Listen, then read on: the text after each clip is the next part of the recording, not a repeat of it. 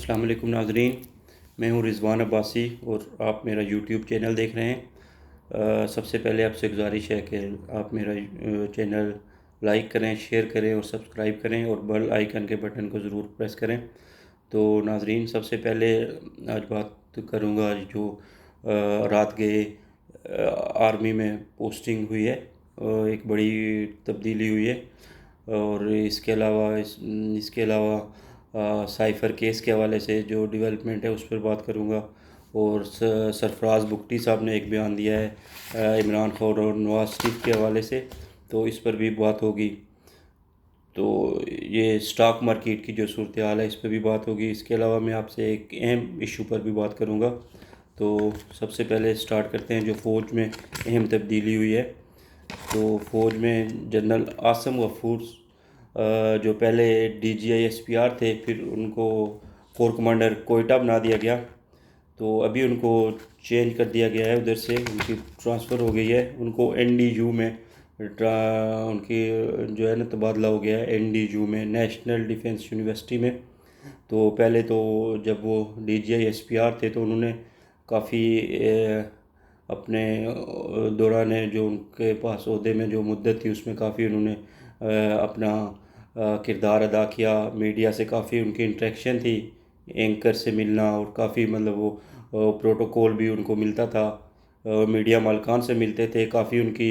Approach تھی media مالکان تک، اور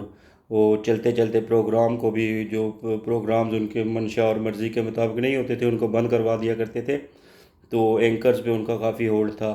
تو اب ان کو NDU میں ان کی پوسٹنگ NDU میں کر دی گئی ہے۔ تو یہ ایک ٹرائنگل تھی، جنرل فیض حمید، عاصم غفور اور باجوہ صاحب کی، یہ تینوں مل کے جو ہے نا وہ پورا انہوں نے سسٹم کو ہولڈ کیا ہوا تھا۔ تین یہ ٹرائنگولر جو ہے نا ایک وہ تکون تھی جو یہ سارا سسٹم چلا رہی تھی، تو ابھی ان کو NDU میں ٹرانسفر کر دیا گیا ہے۔ تو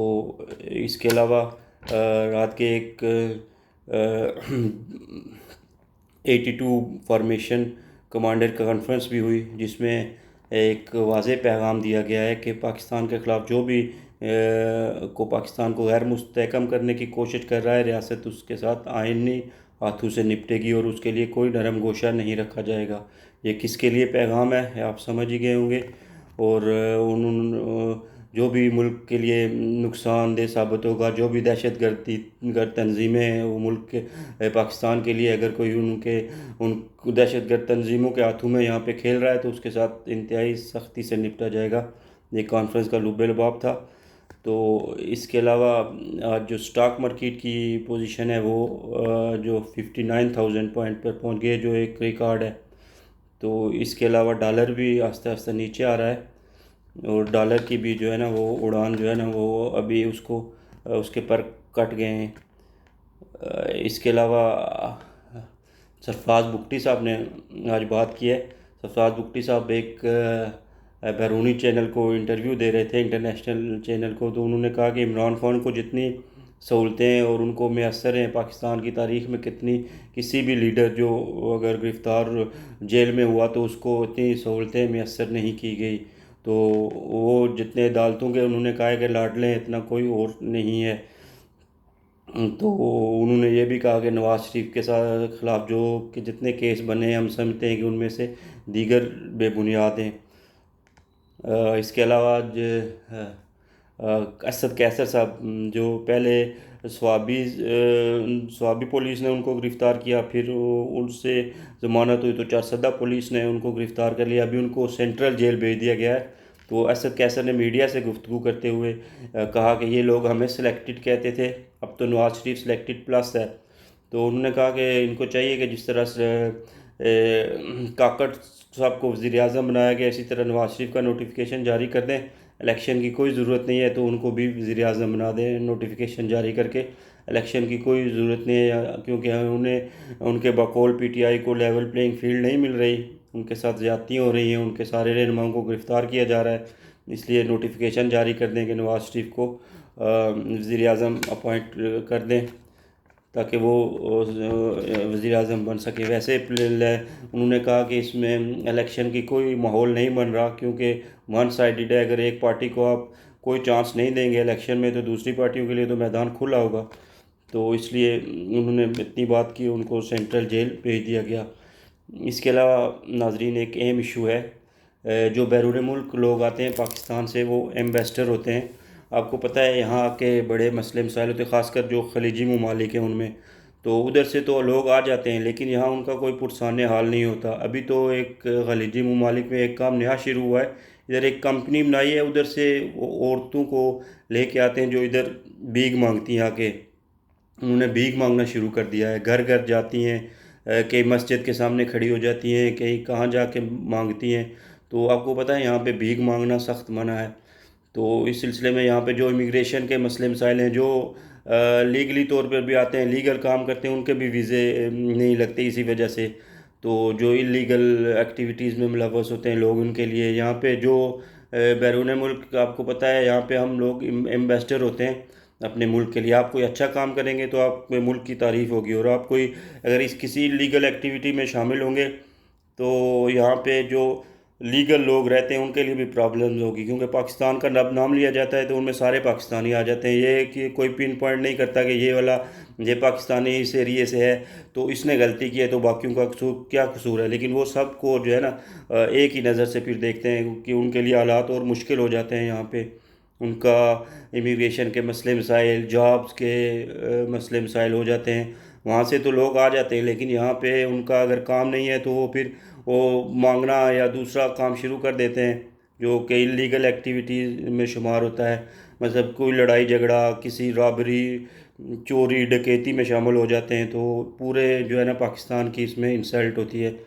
تو میری سب سے گزارش ہے کہ جو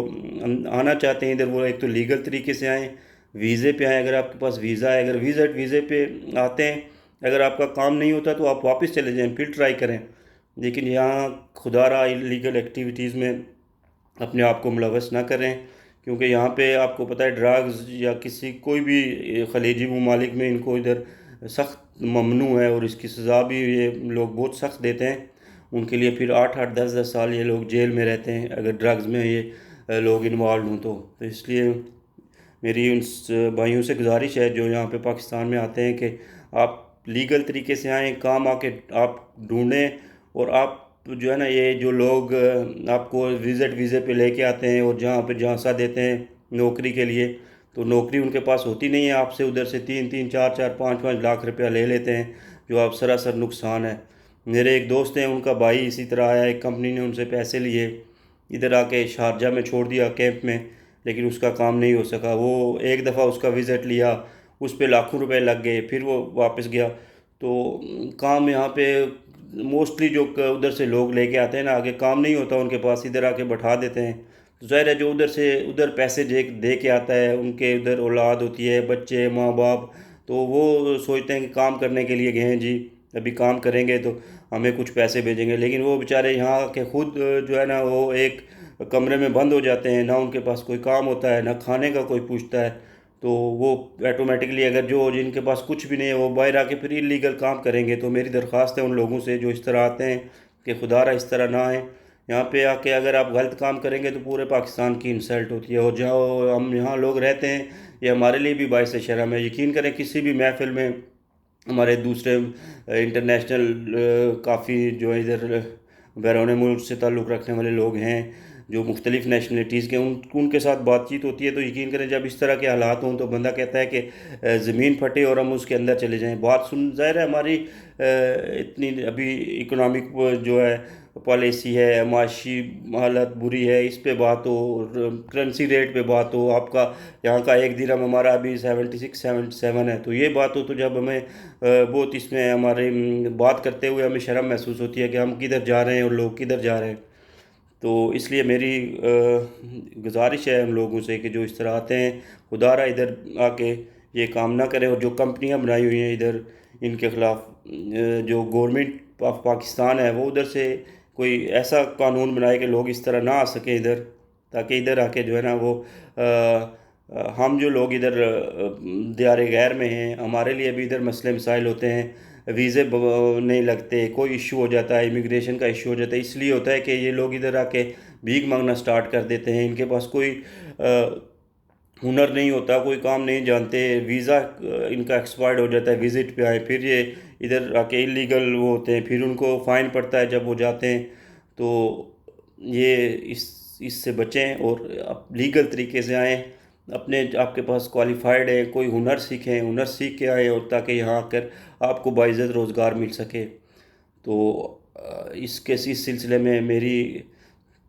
ان کمپنیوں سے بھی گزارش ہے، جو پاکستانی ہے ظاہر ہے وہ ادھر سے لوگوں کو آ کے ادھر بھیک منگواتے ہیں، تو ان سے بھی اگر کوئی یہ میرا ویلاگ سنے تو مہربانی کریں، گزارش ہے ہم جتنے بھی دیار غیر میں لوگ رہتے ہیں کہ یہ خدا رہا یہ کام بند کریں، یہ ہمارے لیے باعث شرم ہے۔ اور حکومت پاکستان کو بھی چاہیے کہ ایسے لوگ جو ادھر بھی کمپنیاں ادھر سے ہائر کرتے ہیں ان کے خلاف بھی ایک سخت ایکشن لے، تاکہ اس طرح کا یہ دھندا ختم ہو۔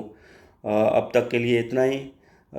آپ لوگوں سے پھر ایک دفعہ گزارش ہے کہ میرے اس چینل کو آپ لائک کریں، شیئر کریں اور سبسکرائب کریں۔ اپنا خیال رکھیں، اپنے ارد گرد بسنے والے لوگوں کا خیال رکھیں۔ السلام علیکم ورحمۃ اللہ وبرکاتہ۔